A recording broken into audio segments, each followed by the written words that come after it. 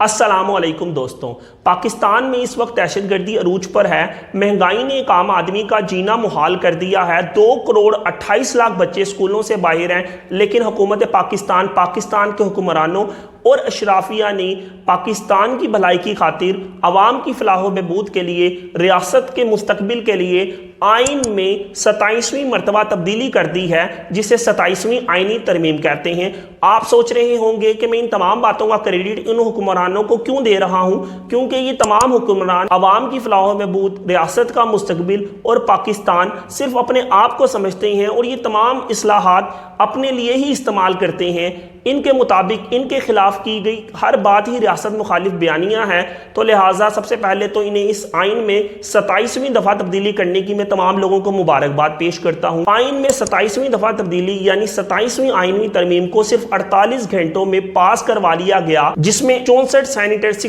Senators نے vote cast کیے۔ ویسے تو پاکستان کے آئین میں ہونے والی ہر تبدیلی نے وقت کی حکومت اور اشرافیہ کو ہی فائدہ پہنچایا ہے، لیکن ان آئینی ترمیم کے ساتھ پاکستان کا تعلق پرانا ہے۔ پاکستان کا یہ آئین جو کہ 1973 میں منظور ہوا، 10 اپریل 1973 کو فلور آف دی ہاؤس قومی اسمبلی میں منظور کیا گیا۔ 10 اپریل 1973 کو اس وقت کے صدر ذوالفقار علی بھٹو نے اس آئین پر دستخط کیے اور 14 اگست 1974 سے یہ آئین نافذ العمل آ گیا۔ 10 ماہ کے بعد اس آئین کے آرٹیکل 1 کے اندر تبدیلی کی گئی۔ اس تبدیلی کرنے کی وجہ یہ تھی کہ اس وقت پاکستان کے مشرقی پاکستان اور اس وقت کا بنگلہ دیش بن چکا تھا، لیکن پاکستان نے باضابطہ طور پر ابھی بنگلہ دیش کو تسلیم نہیں کیا تھا۔ پاکستان اسلامی سربراہی کانفرنس کی نمائندگی کر رہا تھا۔ اس آئین کے اندر تبدیلی پہلی مرتبہ 10 ماہ کے بعد کی گئی، جب اس وقت کے مشرقی پاکستان اور آج کے بنگلہ دیش کو بنے ہوئے کچھ عرصہ گزر چکا تھا، لیکن پاکستان نے باضابطہ طور پر بنگلہ دیش کو ایک آزاد ریاست کے طور پر تسلیم نہیں کیا تھا۔ جب پاکستان نے اسلامی سربراہی کانفرنس کی میزبانی کرنی تھی تو تمام حکمرانوں نے پاکستان کے اوپر دباؤ ڈالا کہ بنگلہ دیش کو تسلیم کیا جائے، لہٰذا پاکستان نے بنگلہ دیش کو تسلیم کر لیا۔ اس اسلامی سربراہی کانفرنس میں ایک خصوصی طیارے کے ذریعے اس وقت کے بنگلہ دیش کے وزیر اعظم شیخ مجیب الرحمان کو لاہور لایا گیا، جہاں پر انہوں نے اسلامی سربراہی کانفرنس میں شرکت کی، اور یوں پاکستان کے بنگلہ دیش کو ایک آزاد ریاست کو تسلیم کرنے کے بعد پاکستان کے آئین کے آرٹیکل 1 کے اندر تبدیلی کی گئی، جس میں ملک کے علاقوں کا ذکر تھا، اور اس طرح بنگلہ دیش کو ایک آزاد ریاست کے طور پر تسلیم کر لیا گیا۔ اس کے بعد سے آئین میں تبدیلیاں ہوتی رہیں، لیکن آج کی اس ویڈیو کو بنانے کا مقصد اس آئینی ترمیم کے اوپر ڈسکشن کرنا نہیں، بلکہ حال ہی میں پاس ہونے والی 27ویں آئینی ترمیم کے بارے میں بات کرنا ہے کہ آخر کار 27ویں آئینی ترمیم میں ایسا کیا ہے جس کے بارے میں تمام دنیا بات کر رہی ہے، اور پاکستان کے اندر تمام سوشل میڈیا پر کام کرنے والے کچھ لوگ اور اس کے ساتھ ساتھ مین سٹریم میڈیا پر مین کلوزز کے اوپر بات نہیں ہو رہی، بلکہ یہ بتایا جا رہا ہے کہ آرٹیکل 93 کے اندر تبدیلی ہونے سے وزیر اعظم صاحب 5 کی بجائے 7 مشیر رکھ سکیں گے۔ کن بات یہ ہے کہ پوری دنیا کے اندر جب کوئی بھی سیاسی جماعت الیکشن لڑتی ہے تو وہ اپنا مینیفیسٹو، اپنا منشور بتاتی ہے کہ اگر حکومت میں آنے کے بعد وہ کیا کیا وعدے پورے کریں گے، وہ آئین کے اندر کون سی تبدیلی کریں گے اور کس طرح عوام کی خدمت کریں گے۔ جبکہ پاکستان کی بدقسمتی یہ ہے کہ تک نہ پیپلز پارٹی اور نہ ہی پی ایم ایل این کے کسی مینیفیسٹو کے اندر یہ ذکر کیا گیا کہ یہ تمام جماعتیں پاکستان کے آئین کو دوبارہ سے ری فریم کریں گی۔ اس 27ویں آئینی ترمیم کے اندر 49 کلازز ہیں، اور یہ 49 کلازز میں سے 40 کلازز ڈائریکٹلی ریلیٹ کرتی ہیں establishment of FCC federal judicial court. 27 amendment in the Constitution of the Pakistan consist of 49 clauses۔ اس 27ویں آئینی ترمیم کے اندر ہمارے پاس 49 کلازز ہیں، جس میں سے 40 کلازز ڈائریکٹلی بتاتی ہیں اسٹیبلشمنٹ آف دا FCC، یعنی ایک نئی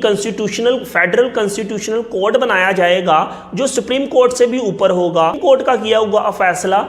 کی بائنڈنگ تمام کورٹ سے ہوگی، لیکن فیڈرل کنسٹیٹیوشنل کورٹ سے نہیں ہوگی، جبکہ فیڈرل کنسٹیٹیوشنل کورٹ کا فیصلہ تمام کورٹس پر عمل درآمد ہوگا انکلوڈنگ سپریم کورٹ۔ یعنی اس کا مطلب یہ ہوا کہ اس ترمیم کے پاس ہونے کے بعد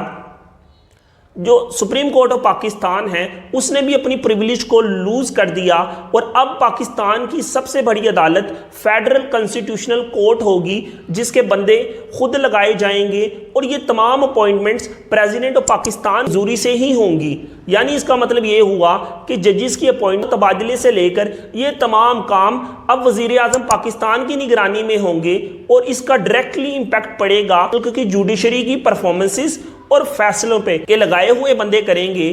اور تمام اختیار حکومت کے ہاتھ میں ہوگا. زیادہ تر چانسز ہیں کہ زیادہ تر فیصلے بھی پھر بائزڈ ہوں گے. یعنی اس کا مطلب یہ ہوا کہ 26ویں آئینی ترمیم کے نتیجے میں 191 کے تحت ایک فیڈرل کنسٹیٹیوشنل بینچ بنایا گیا تھا جو کہ سنے گا principle of policies, fundamental rights اور تمام کنسٹیٹیوشنل ایشوز کے کیسز کو سنے گا. اب 191A کے تحت اس کنسٹیٹیوشنل بینچ کو بھی ختم کر دیا گیا ہے بلکہ ایک نئی اپنی حکومت پاکستان نے ایک نیا سپریم کورٹ بنا لیا ہے جو کہ سپریم کورٹ آف پاکستان سے بھی اوپر ہے اور جس کے کیے گئے ہر فیصلے کی binding supreme court of Pakistan بھی اس کی پابند ہوگی. اس آئینی ترمیم کے نتیجے میں آئین کے آرٹیکل 184 کے اندر تبدیلی کی گئی ہے جس کے بعد چیف جسٹس آف پاکستان بھی اب chief justice of supreme court بن کر رہ جائے گا اور وہ بالکل سو موٹو کا اختیار کھو دے گا. یعنی اس کا مطلب یہ ہوا کہ عدالتیں سو موٹو نہیں لے سکیں گی، صرف اور صرف فیڈرل کنسٹیٹیوشن کورٹ سو موٹو لے سکے گا،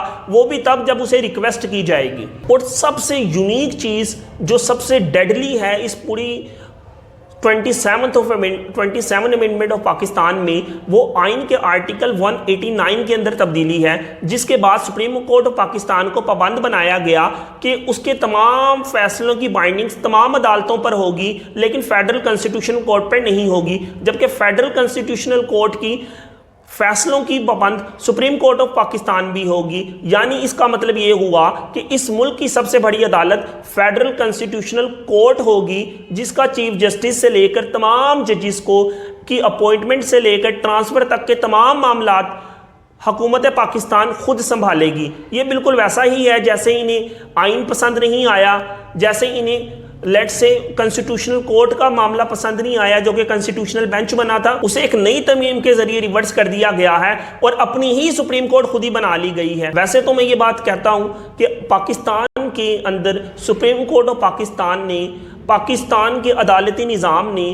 شاید اس جمہوریت کو اتنا زیادہ کچھ نہ دیا گیا ہو، کیونکہ آپ دیکھیں کہ آج تک ہمارا کوئی وزیر اعظم اپنے 5 سال پورے نہیں کر سکا. عمران خان ہوں، بے نظیر ہوں، ذوالفقار علی بھٹو ہوں، یا یہ قصہ اتنا پرانا ہے کہ کوئی وزیر اعظم بھی اعظم کی کرسی سے جیسے ہی اترا تو اسے جیل جانا پڑا، کسی کو مرڈر کر دیا گیا، کورٹ تحفظ نہیں دے سکی، بلکہ انہوں نے تمام مارشل لاز کو بھی شیلٹر پرووائڈ کیا، وہ لیجیٹیمائز کیا. لیکن پھر بھی اس کے باوجود میں یہ سمجھتا ہوں کہ 27ویں آئینی ترمیم کے آنے سے ملک کے اسپرٹ آف ڈیموکریسی ہے اس کو ہمیشہ کے لیے ختم کر دیا گیا، کیونکہ اس کے بعد یہ تمام ججز کی ٹرانسفر پوسٹنگ کے تمام معاملات سیاستدانوں کے ہاتھ میں آ گئے ہیں اور اب یہ جوڈیشری مزید کنٹرولڈ ڈیسیجن دے گی. آئین کے آرٹیکل 248 کے اندر تبدیلی کی گئی. آئین پاکستان کے مطابق صدر،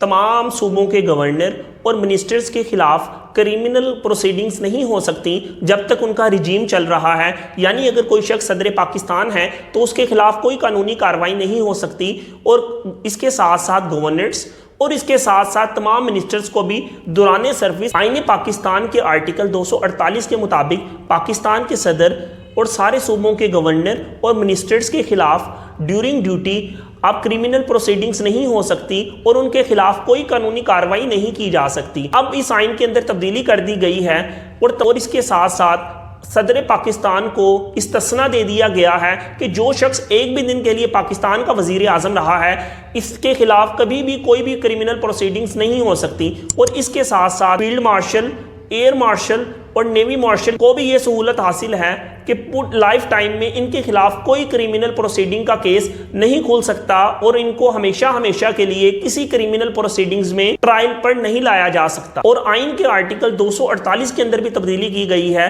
جس میں چیئرمین جوائنٹ کمیٹی کا عہدہ پہلے تھا جو کہ تمام تینوں فوجیں یعنی پاک فوج، بحری فوج اور بری فوج، یعنی ان تمام ایئر فورس، نیوی فورس اور جو پاکستان آرمی ہے ان تینوں کے درمیان یہ کوارڈینیشن کوآرڈینیشن کرواتے تھے، اب اس عہدے کو تبدیل کر کے CDF میں تبدیل کر دیا گیا ہے، جس کا مطلب ہے چیف آف ڈیفنس فورسز، اور یہ تمام اختیارات چیف آف آرمی سٹاف کو دے دیے گئے ہیں۔ یعنی اس کا مطلب یہ ہوا کہ چیف آف آرمی سٹاف کے پاس اب 2 عہدے ہوں گے، ایک عہدہ ہوگا چیف آف آرمی سٹاف کا، دوسرا عہدہ ہوگا CDF یعنی چیف آف ڈیفنس فورسز کا۔ اس طرح جسٹیفائی کیا جا رہا ہے کہ چونکہ پاکستان کی انڈیا سے جنگ ہوئی تھی، اور جنگ ہونے کے بعد چونکہ ان تمام فورسز کا بوس ایک نہیں تھا، تو یونیفائڈ ایکشن کا مسئلہ ہے، تو یونیفائڈ ایکشن کے لیے ضروری ہے کہ ان تمام فورسز کا سربراہ ایک ہو، جسے چیف آف ڈیفنس فورسز کہا جائے، اور یہ چیف آف ڈیفنس فورسز کا عہدہ بھی چیف آف آرمی سٹاف کے پاس ہی ہو۔ ان کے آرٹیکل 248 میں تبدیلی کی گئی کہ اگر آپ نے فیلڈ مارشل کو امپیچ کرنا ہے تو اس کے لیے آپ کو پارلیمان کی 2/3 اکثریت کی ضرورت ہوگی، جس کے بعد فیلڈ مارشل کی امپیچمنٹ کو ممکن بنایا جا سکتا ہوگا۔ اب اس پوری 27ویں آئینی ترمیم سے ہمیں نظر کیا آ رہا ہے؟ نظر یہ آ رہا ہے کہ یہ سسٹم اب یہ سمجھتا ہے کہ انٹرنیشنل ڈومین کے اندر اور پاکستان کی اکانومی بھی کچھ بہتر حالات کے اندر موجود ہے، جس کی وجہ سے یہ سسٹم سمجھتا ہے کہ انہیں اپوزیشن کی ضرورت نہیں، اور شاید اپوزیشن کی سپورٹ کی بھی ضرورت نہیں ہے۔ یہی چیز ہمیں پوری 27ویں آئینی ترمیم میں نظر آتی ہے۔ اب سوال پیدا یہ ہوتا ہے کہ 27ویں آئینی ترمیم کا عوام کو کیا فائدہ ہوگا؟ تو اس کا جواب ہے کہ 27ویں آئینی ترمیم کا کوئی فائدہ بھی عوام کے لیے نہیں ہے، بلکہ صرف اور صرف یہ عمران خان کے خوف سے، اس بات کے ڈر سے کہ اگر عمران خان صاحب دوبارہ حکومت میں آ گئے تو ان کے لیے مسائل پیدا کریں گے، انہیں عدالتوں میں گھسیٹا جائے گا، اس ڈر سے بچنے کے لیے یہ پالیسی بنائی گئی۔ اور لیکن اس سے مسئلہ کیا ہوگا؟ آپ جانتے ہیں کہ جو جمہوریت ہے، یعنی جو ڈیموکریسی ہے، اس کے 3 پلرز ہوتے ہیں۔ ایک ہوتے ہیں لیجسلیٹو یعنی قانون بنانے والے، قانون سازی کرنے والے لوگ، جیسے ہماری پارلیمنٹ۔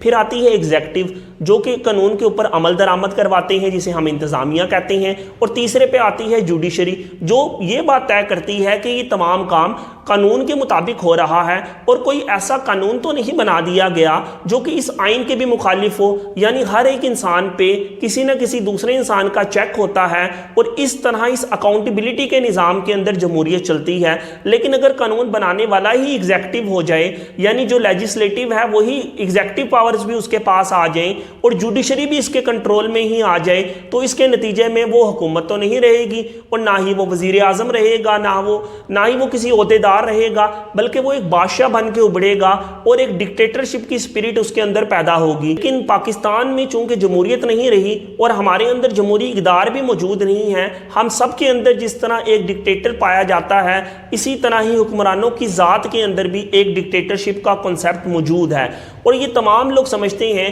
کہ ہم نے ہمیشہ طاقت میں رہنا ہے، اور اپوزیشن والا انسان کبھی پاور میں نہیں آئے گا۔ ہر آنے والا شخص اگلے 20 سال 30 سال کی پالیسی بناتا ہے، اور اپنے 5 سال بھی مکمل کر نہیں پاتا، کیونکہ سدا بادشاہی صرف خدا کی ذات کی ہے، اور یہ آتی جاتی حکومتیں